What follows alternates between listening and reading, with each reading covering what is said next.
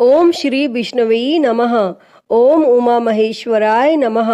प्रिय भक्तजनों, हमारे शास्त्रों में बताया गया है कि श्री सत्यनारायण व्रत कथा का पाठ करने से व्यक्ति को 1000 यज्ञ करने के बराबर पुण्य फल की प्राप्ति होती है।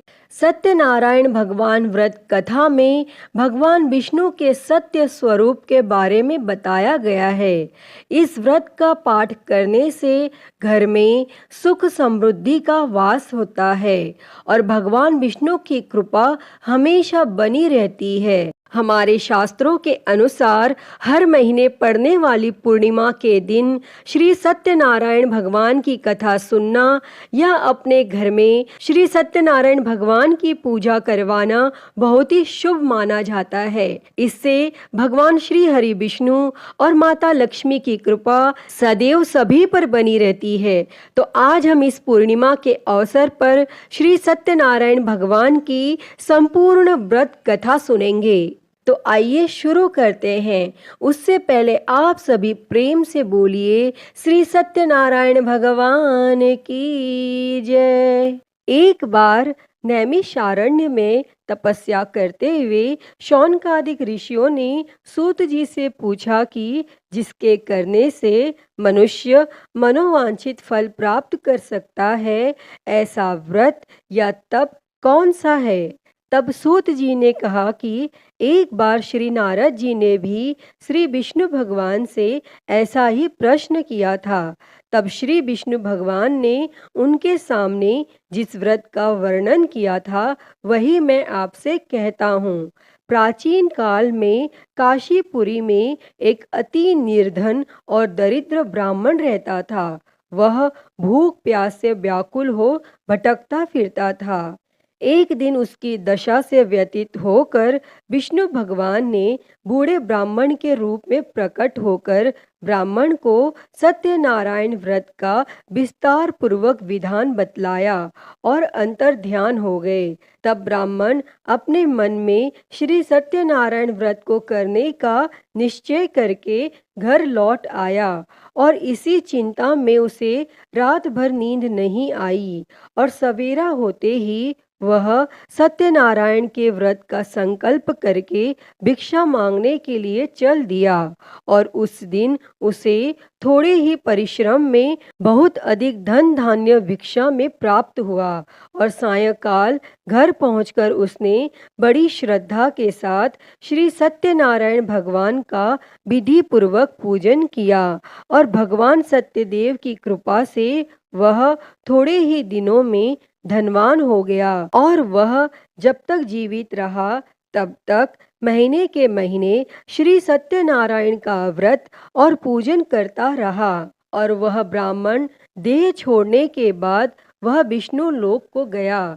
तब सूत जी पुनः बोले कि एक दिन वह ब्राह्मण अपने बंधु बांधवों के साथ बैठे ध्यान मग्न हो श्री सत्यदेव की कथा सुन रहे थे।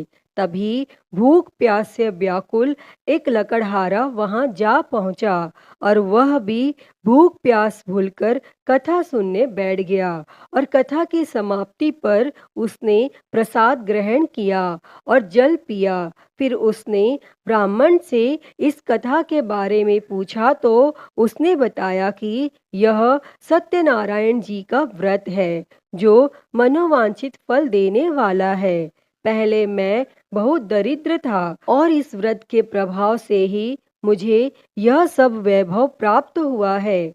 तब यह सुनकर लकड़हारा बहुत प्रसन्न हुआ और मन ही मन श्री सत्यनारायण के व्रत और पूजन का निश्चय करता हुआ लकड़ी बेचने के लिए बाजार की ओर चल पड़ा और उस दिन लकड़हारे को लकड़ियों का दुगना दाम मिला और उन्हीं पैसों से उसने केले, दूध, दही आदि पूजन की तमाम सामग्री खरीद ली और घर चला गया। और घर पहुंचकर उसने अपने कुटुंबियों और पड़ोसियों को बुलाकर विधि पूर्वक सत्यनारायण का पूजन किया और सत्यनारायण की कृपा से वह थोड़े ही दिनों में संपन्न हो गया। तब सूत जी ने फिर कहा कि प्राचीन काल में उल्का मुख नाम का एक राजा था। वह और उसकी रानी दोनों बड़े धर्मनिष्ठ थे। एक समय राजा रानी भद्रशिला नदी के किनारे श्री सत्यनारायण की कथा सुन रहे थे कि एक बनिया भी वहां आ पहुंच गया। उसने रत्नों से भरी अपनी नौका को एक किनारे पर लगा दिया और स्वयं पूजा की जगह पर गया और वहां का चमत्कार देख उसने राजा से इसके बारे में पूछा। तब राजा ने बताया कि हम विष्णु भगवान का पूजन कर रहे हैं और यह व्रत सभी मनोकामनाएं पूर्ण करने वाला है। तब राजा के ऐसे वचन सुन और प्रसाद पा बनिया अपने घर चला गया और घर पहुंचकर उसने अपनी पत्नी से व्रत का सब वृत्तांत कहा और संकल्प किया कि मैं भी संतान होने पर यह व्रत करूंगा। और उसकी पत्नी का नाम लीलावती था और सत्यदेव की कृपा से वह कुछ ही दिनों बाद गर्भवती हो गई और 10 महीने पूरे होने पर उसने एक कन्या को जन्म दिया।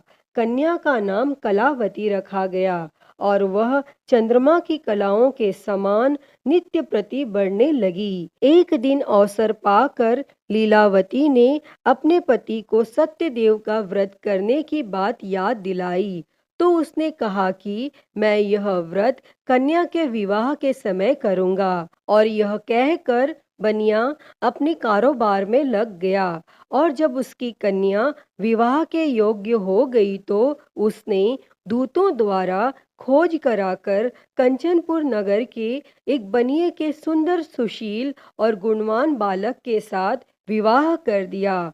फिर भी बनिए ने सत्यनारायण का व्रत नहीं किया और इससे श्री सत्यनारायण अप्रसन्न हो गए। और कुछ दिनों बाद बनिया अपने दामाद को साथ लेकर समुद्र के किनारे रत्नसारपुर में व्यापार करने लगा।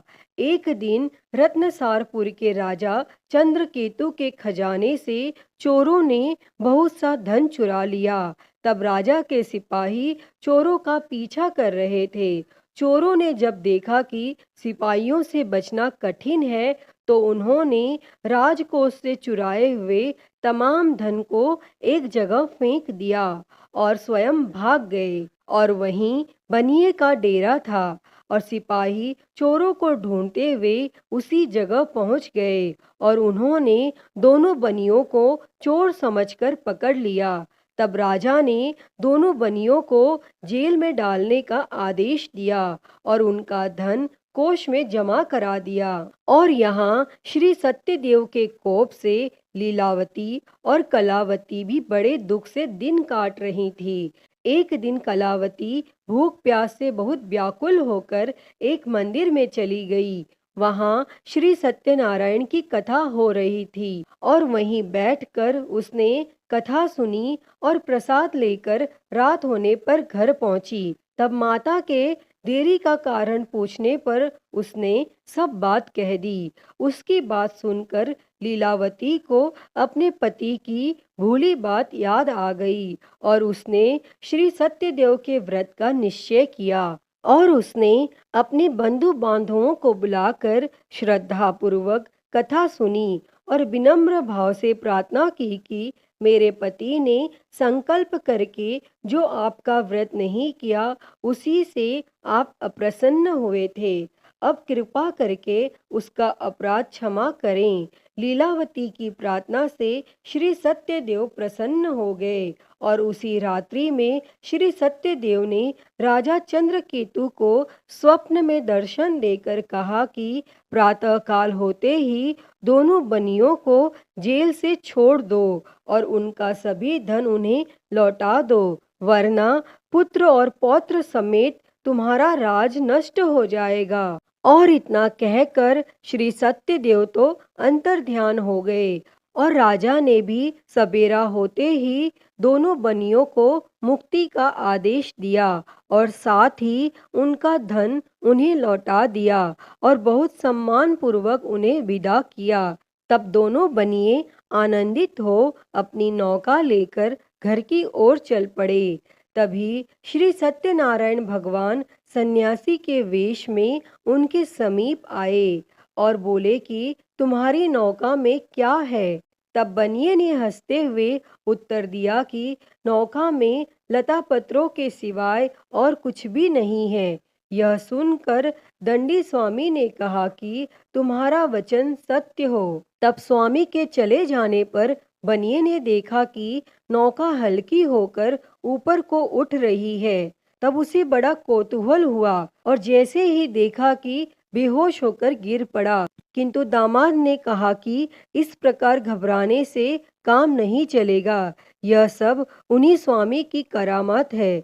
चलकर उनसे प्रार्थना की जाए तो फिर वैसा ही हो जाएगा। तब दामाद की बात मानकर बनिया स्वामी के पास पहुंचकर उनके चरणों में गिर पड़ा और बार बार उनसे क्षमा मांगने लगा और उनकी विनीत प्रार्थना से भगवान ने प्रसन्न होकर उसे इच्छित वरदान दिया और स्वयं उसी जगह अंतर्ध्यान हो गए। तब बनियों ने नाव के पास जाकर देखा तो वह धन रत्नों से भरपूर थी। तब उन्होंने वहीं श्री सत्यदेव का पूजन किया और कथा सुनी। फिर वह घर की ओर चल दिए और अपने नगर के समीप पहुंचकर बनिए ने लीलावती के पास अपने आने का समाचार भेजा और लीलावती उस समय श्री सत्यनारायण की कथा सुन रही थी। तब उसने अपनी पुत्री कलावती से कहा कि तुम्हारे पति और पिता आ गए हैं, मैं उनके स्वागत के लिए चलती हूँ। तुम भी प्रसाद लेकर शीघ्र ही नदी तट पर पहुंच जाना। और कलावती प्रसन्नता के कारण इतनी विमुग्ध हो गई कि वह कथा का प्रसाद लेना भी भूल गई और तुरंत ही नदी के तट की ओर दौड़ पड़ी। और वह ज्यों ही नदी के किनारे पहुंची त्यों ही उसके पति समेत नौका जल में डूब गई। और यह देख बनिया हाहाकार करके छाती पीटने लगा और लीलावती भी दामाद के शोक में विलाप करने लगी। और कलावती अपने पति की खड़ाऊ लेकर सती होने को तैयार हुई। तभी आकाशवाणी हुई कि हे वणिक, तेरी कन्या सत्यनारायण के प्रसाद का निरादर करके अपने पति से मिलने के लिए आतुर होकर दौड़ी आई है। यदि वह प्रसाद लेकर फिर आए तो उसका पति जी उठेगा। और यह सुन कलावती घर की ओर दौड़ पड़ी और श्री सत्यनारायण का प्रसाद लेकर नदी के किनारे आई तो क्या देखती है कि उसके पति समेत नौका जल पर तैर रही है। यह देख बनिया भी प्रसन्न हो गया और अपने घर पहुंच गया। और वह जब तक जीवित रहा तब तक श्री सत्यदेव का व्रत करता तथा श्रद्धा पूर्वक कथा सुनता रहा। इसके पश्चात सूत जी बोले कि एक समय तुंगध्वज राजा शिकार खेलने के लिए वन में गया हुआ था। वहां उसने देखा कि एक बरगद के वृक्ष के नीचे बहुत से गोप ग्वाले इकट्ठे होकर श्री सत्यनारायण की कथा सुन रहे हैं। तब राजा ने न तो श्री सत्यनारायण को नमस्कार किया न ही पूजन के पास गया। तब गोपगण राजा को देखकर स्वयं प्रसाद लेकर उसके पास आए और प्रसाद को राजा के सामने रख दिया। लेकिन राजा ने प्रसाद की कुछ परवाह न की और महल की ओर चला गया। और राजद्वार पर पहुंचते ही राजा को मालूम हुआ कि उसके पुत्र पौत्र और धन संपत्ति सब नष्ट हो गए हैं। तब उसे वन की घटना स्मरण हो आई और उसने विचार किया कि श्री सत्यदेव के प्रसाद का निरादर करने के कारण ही मुझे यह दुख प्राप्त हुआ है।